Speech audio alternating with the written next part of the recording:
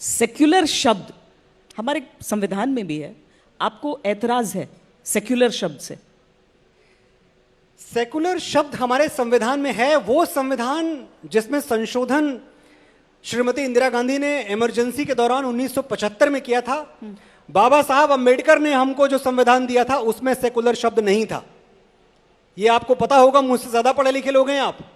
1975 में जबकि हमारे लोकतंत्र को उठा के कटघरे में डाल दिया गया, हथकड़ियां बेड़ियां पहना के सलाखों के पीछे फेंक दिया गया, उस वक्त तो मनमानी चल रही है आपकी। आपने प्रियम्बल में जोड़ दिया, कॉन्स्टिट्यूशन के प्रियम्बल में सेकुलर शब्द जोड़ दिया।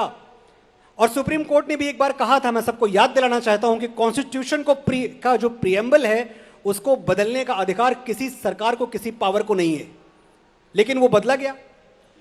सेकुलर आप अगर देखें, मुझसे ज्यादा पढ़े लिखे लोग यहां हैं, ये एक बड़ा विदेशी कॉन्सेप्ट है, बड़ा पश्चिमी कॉन्सेप्ट है। अमेरिका में, यूरोप में, ब्रिटेन में जहां के चर्च रूल करता था सरकारों को, वहां सेकुलर होना जरूरी था ताकि चर्च की दखलंदाजी सरकार के काम में ना हो। हमारे यहां तो किसी मठ ने, किसी मस्जिद ने, किसी चर्च ने सरकारों को रूल नहीं किया। तो आपने हमें वो दवाई क्यों दे दी जो हमें बीमारी ही नहीं थी? हमें सेकुलर शब्द की क्या जरूरत है और हम क्यों सेकुलर हों? सेकुलर होना श्वेता जी सरकार का काम है। यह सरकार का काम है कि जब वो कोई नीति बनाए तो ऐसी बनाए कि उससे हिंदू, मुसलमान, सिख, ईसाई जो भी भारतवासी हैं सबका फायदा हो। मेरा काम सेकुलर होना नहीं है। मैं एक हिंदू हूं और जिंदगी भर हिंदू रहूंगा। न सेकुलर हूं और न सेकुलर होने पे कभी गर्व करूंगा। नहीं, पर ये सेक्युलरिज्म जब हटाने की बात करते हैं तो क्या आप कट्टरता को एडवोकेट कर रहे हैं? कट्टरता, हिंदू और कट्टर, मतलब हिंदू और कट्टर तो ये एक ऐसी बात हो गई जैसे अभी हमारे नेता प्रतिपक्ष ने थोड़े दिनों पहले बोल दिया था कि हिंदू हिंसक हो रहे हैं। संसद में खड़े होकर बोला हिंदू और हिंसक, हिंदू और कट्टरता, ये दो शब्द एक साथ जाते ही नहीं है। जो हिंदू ये कहता है कि अयम निजः परो वेति गणना लघु चेतसाम उदार चरिता नाम तु वसुधैव कुटुंबकम, वो हिंदू कट्टर होगा? अरे सबके दुख दर्द में हम लोग दुखी होते हैं, सबके दुख दर्द में हम लोग दुखी होते हैं। कोई जागे तो कहां चैन से हम सोते हैं। चोट जिसको भी लगे टूटते तो हम ही हैं। सारी सृष्टि के लिए अपने नयन रोते हैं।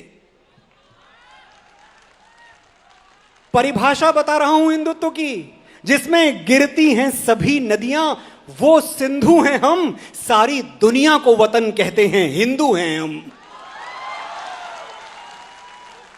और आपको पूरी दुनिया में सनातन के अलावा आप कोई इतिहास उठा के दिखाएं जहां आपको ऐसे लोग मिले हों जिन्होंने प्राणी मात्र का, जानवर तक का भी आदर किया हो। मैं महाराष्ट्र से आया हूं, संत नामदेव हुए थे वहां। एक दिन संत नामदेव भोजन करने बैठे और कहीं से एक कुत्ता आया, उनकी रोटी लेके भाग गया। अगर कोई और होता तो कुत्ते के पीछे लाठी डंडा लेके भागता। संत नामदेव भागे कुत्ते के पीछे, लेकिन घी का कटोरा लेके बोले, प्रभु आज पशु रूप में मेरे द्वारे पे आ गए हो, लेकिन इतनी कृपा करो कि मेरे द्वार से सूखी रोटी खा के ना जाओ, मुझे घी तो लगा लेने दो।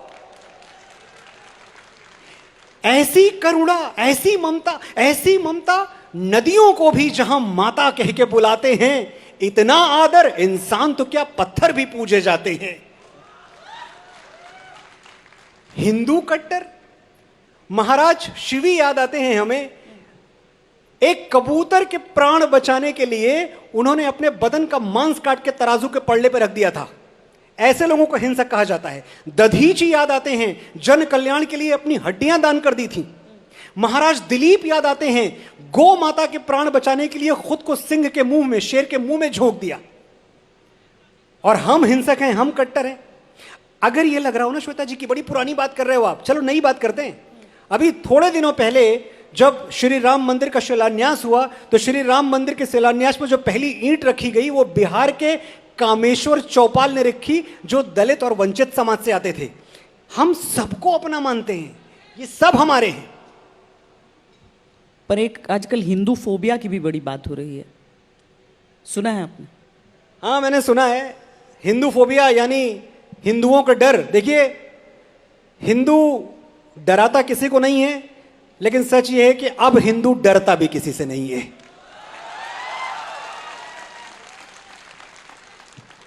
इनसे, उनसे या आपसे नहीं, डरते तो हम किसी के बाप से नहीं।